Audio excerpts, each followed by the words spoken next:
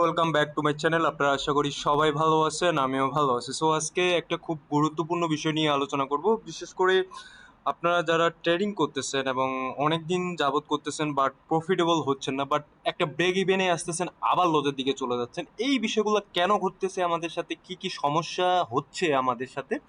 তো এই বিষয়গুলো যদি আপনারা বুঝতে পারেন এবং আপনারা যদি এই বিষয়গুলো একটু কন্ট্রোল করতে পারেন, তাহলে আমার মনে হয় পরবর্তীতে এই সমস্যাগুলো আর থাকবে না।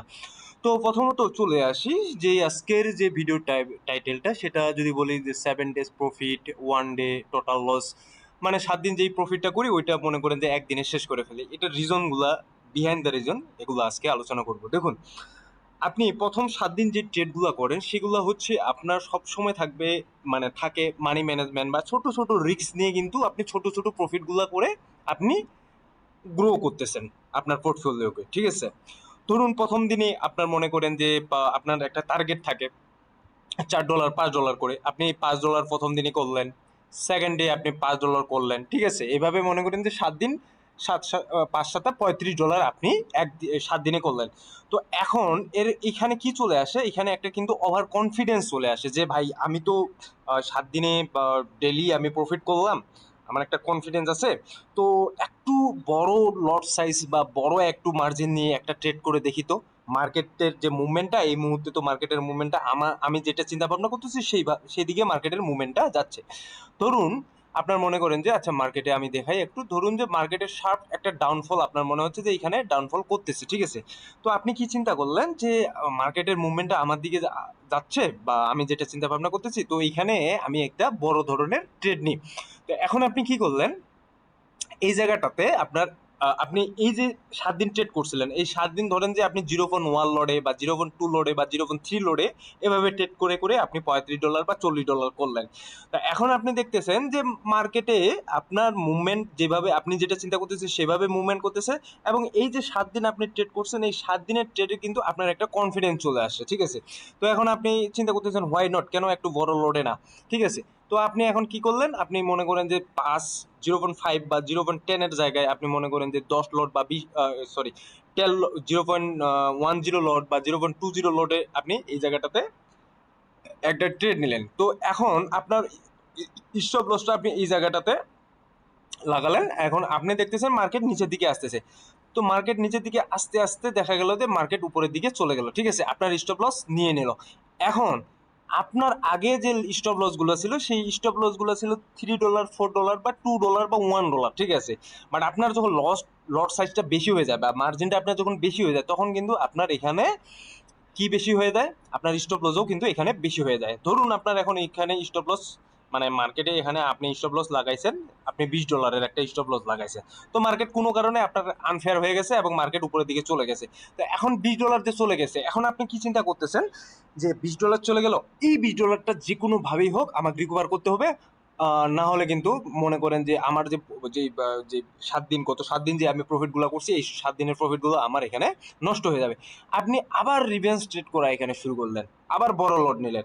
কারণ আপনি এখন এখন আপনার মাথায় যেই জিনিসটা খেলতেছে সেই জিনিসটা হচ্ছে যে এনি হাউ যে কোনো উপায়ে আপনি মার্কেট থেকে আপনার যে লসটা আজকে হলো সেই লসটা আপনি এখান থেকে তুলবেন।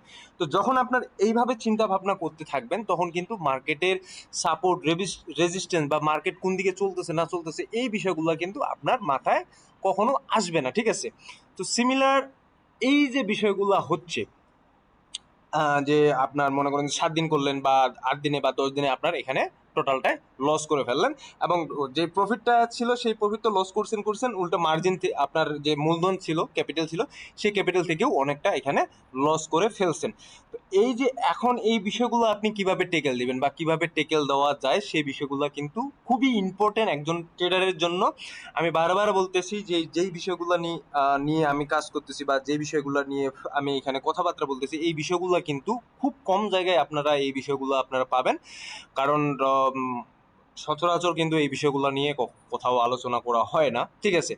তো এখন কথা হচ্ছে কিভাবে আপনি কন্ট্রোল করবেন। দেখুন, আপনার যখন একটা টার্গেট থাকবে, ফার্স্ট আপনার একটা ফাইনাল টার্গেট থাকবে যে আমার 3 থেকে 4 মাস বা 5 মাস বা 6 মাস, ঠিক আছে, আমি যেই লট সাইজটা টার্গেট করছি, ধরুন যে 0.03 বা 0.01 বা 0.02, মানে মোটামুটি আমি 0.01 ধরলাম, ঠিক আছে। এই লট সাইজ আমি একটা টার্গেট করছি। বা মার্জিনের দিক দিয়ে যদি আমি বলি যে আমি একটা ট্রেডে আমার ক্যাপিটাল অনুযায়ী $10 বা আমার ক্যাপিটাল অনুযায়ী $20 বেশি, এই যে আগামী 6 মাস, এই আগামী 6 মাস এর উপরে আমি যাব না। এখানে যদি আমার মনে করেন যে 6 মাসের মধ্যে আমার প্রফিট হচ্ছে, মোটামুটি ভালোই প্রফিট হচ্ছে, আমি এই 6 মাস এই লট সাইজের উপর বা এই মার্জিনের উপর যাবই না, ঠিক আছে। এখানে যত লাভ হচ্ছে হোক বা যত লস হচ্ছে হোক, এর উপরে আমি যাবই না, ঠিক আছে। এখন সমস্যাটা যেটা হয় সেটা হচ্ছে আমরা হুট করে লট সাইজ বাড়ায় দিই, ঠিক আছে। তো যখন আপনি দেখবেন যে 2 মাস 3 মাস 4 মাস 5 মাস রেগুলার আপনি এখানে প্রফিটেবল থাকতেছেন বা প্রফিট করতেছেন, তখন আপনি এখানে লস সাইজটা হালকা একটু বাড়ায় দিন, এমন না যে খুব বেশি বাড়ায় ফেলবেন। আপনি ধরুন যে এখানে এখন 0.01 থেকে শুরু করে আপনি এখন মনে করেন যে 0.02 বা সর্বোচ্চ 0.03 পর্যন্ত লড়ে আসতে পারেন। এবং মার্জিনের কথা যদি আমি চিন্তা ভাবনা করি, সেক্ষেত্রে $10 বা $20 থেকে হয়তো বা $30 বা $35 পর্যন্ত আপনি যেতে পারেন, এর বেশি বা এর বাইরে অসম্ভব, ঠিক আছে। কারণ মানি ম্যানেজমেন্টে বা আপনার এই যে লট সাইজগুলো নিচ্ছেন বা আপনার মনে করেন যে মার্জিনটা নিচ্ছেন, এই মার্জিন বা লট সাইজের উপর কিন্তু আমাদের মেন্টালি একটা জিনিস কাজ করে। তখন কিন্তু আমরা মার্কেটে যখন আমরা একটা ট্রেড প্লেস করে ফেলবো, ধরুন যে আমি একটা বড় লোডে ট্রেড প্লেস করে ফেললাম, আমি 1 মাস 2 মাস ভালো প্রফিট করলাম, বড় লোডে একটা ট্রেড প্লেস করে ফেললাম। এখন এই বড় লোডের ট্রেড প্লেস করার পরে কিন্তু আমাদের সেইভাবে মাথাটা কাজ করবে না, কারণ আমাদের তখন চার্ট বলুন বা অন্য কোনো জিনিস বলুন, এগুলো মাথায় আসবে না। তখন আসবে আমাদের প্রফিট লস, এই যে বিষয়টা আছে, এই প্রফিট লসটাই কিন্তু আমাদের মাথায় বেশি ঢুকবে। তো যখন আপনারা দেখতেছেন যে আপনার মাথায় কোনো অ্যানালাইসিস আর কাজ করতেছে না, যখন দেখতেছেন যে আপনি যেই লট সাইজ নিচ্ছেন সেই লট সাইজে আপনার মাথায় কোনো অ্যানালাইসিস কাজ করতেছে না, আপনার রিস্ক ম্যানেজমেন্ট কাজ করতেছে না, সেই লট সাইজ নেওয়ার কোনো প্রয়োজন নাই। আমার একটা সিম্পল ফর্মুলা আছে, সেই ফর্মুলাটা আসলে আমি আপনাদের সাথে শেয়ার করতে চাই। এই জিনিসটা যদি আপনারা মাথায় রাখেন, তাহলে আপনারা অদূর ভবিষ্যতে বা সামনের দিকে এই বিষয়গুলো কিন্তু একটু হলেও এখান থেকে বাঁচবেন। সে বিষয়টা হচ্ছে যে মানিকে কখনো মানে করব না। ধরুন যে একটা কথা আছে না, যে টাকা আমাদেরকে চালায় বা টাকাই সব কিছুই মানে কন্ট্রোল করে আমাদেরকে। আম, ঠিক আছে, বিষয়টা হচ্ছে আমি কিভাবে বলবো একটু বলি। যে ধরুন আপনি যে কোনো কাজ করতেছেন, সেটা কিন্তু টাকার জন্য কাজ করতেছেন। যে কোনো জিনিস পরিশ্রম করতেছেন, হার্ডওয়ার্ক করতেছেন, সেটা কিন্তু টাকার জন্য কাজ করতেছেন। তো এমন কিছু জিনিস করা যাবে না যেখানে আমাদেরকে টাকাটা কন্ট্রোল করতেছে। তো সেম বিষয়টা কিন্তু এই জায়গাও আসে। এখন আমি এমন একটা মার্জিন নিলাম বা এমন একটা লট সাইজ নিলাম, যেই লট সাইজ বা মার্জিন নিলে সেটা যদি লস হয়ে যায়, আমার যেখানে যতটুকু স্টপ লস লাগাইছি সেটা যদি আমার লস হয়ে যায়, তাহলে কিন্তু আমার অতটা দুঃখ থাকবে না। তার মানে এইখানে আপনি টাকাটাকে কাজে লাগাচ্ছেন প্রফিট করার জন্য বা এখান থেকে 10% বা 20% বের করার জন্য। টাকা কিন্তু আপনাকে এখানে কাজ করাচ্ছে না। কখন টাকাটা আপনাকে কাজ করাবে? যখন আপনার সাধ্যের বাইরে আপনি চলে যাবেন, ঠিক আছে, যখন আপনার লট সাইজ বা মার্জিন বেশি হয়ে যাবে, সাধ্যের বাইরে হয়ে যাবে, তখন কিন্তু টাকাটা কন্ট্রোল করতেছে আপনার মাইন্ডটাকে, ঠিক আছে। তো এই এক জিনিস, এক ফর্মুলা মাথায় রাখবেন, যে কখনো যেন টাকাটা আপনাকে কন্ট্রোল না করে, বা যতটুকু আপনার বা মার্জিন আছে সেই মার্জিনটা আপনাকে কন্ট্রোল না করতে পারে, ততটুকুই আপনার মাথায় রাখতে হবে। তো এখন অনেকে বলতে পারেন যে ভাই, অনেকে তো মনে করেন যে 10 লট 20 লট বা আরো বেশি বেশি লট নিয়ে কাজ করতেছে বা লাখ লাখ ডলার ইনকাম করতেছে, করতেছে অবশ্যই করতেছে।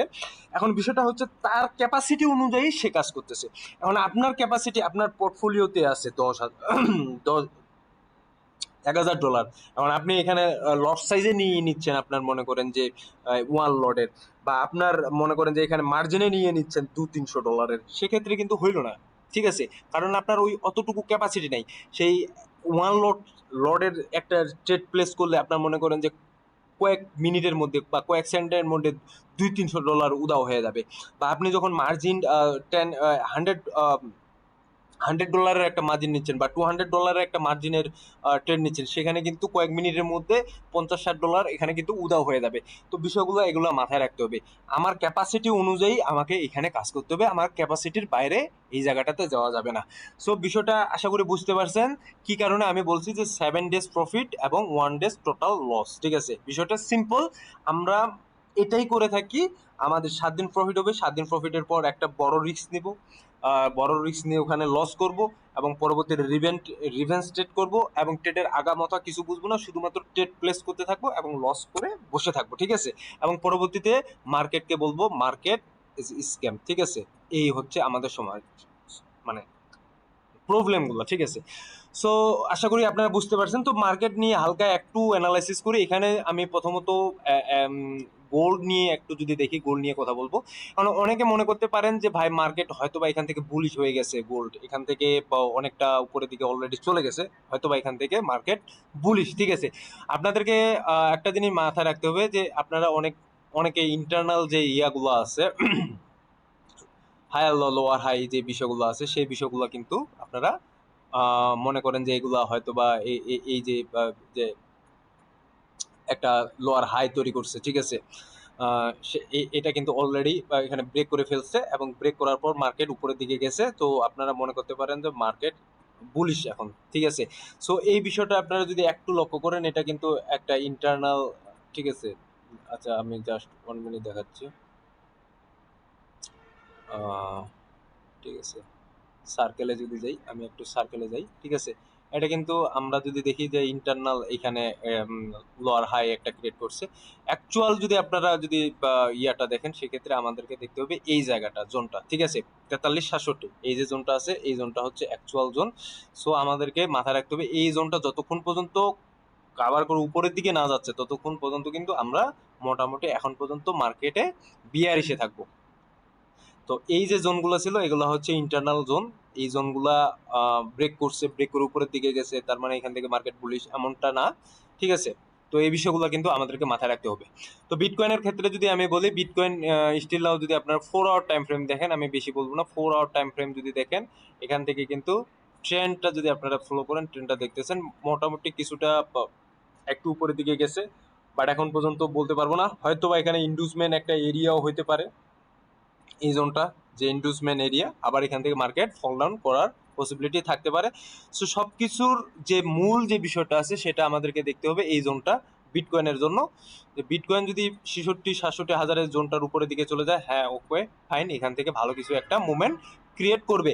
এখন মান্থলি টাইম ফ্রেমে আপনাদেরকে আমি দেখিয়েছিলাম, এর আগেও সময়ও আমি মান্থলি টাইম ফ্রেমে দেখিয়েছিলাম যে মান্থলি টাইম ফ্রেম এখানে কিন্তু বুলিশ একটা মুভমেন্টাম ক্রিয়েট করছে।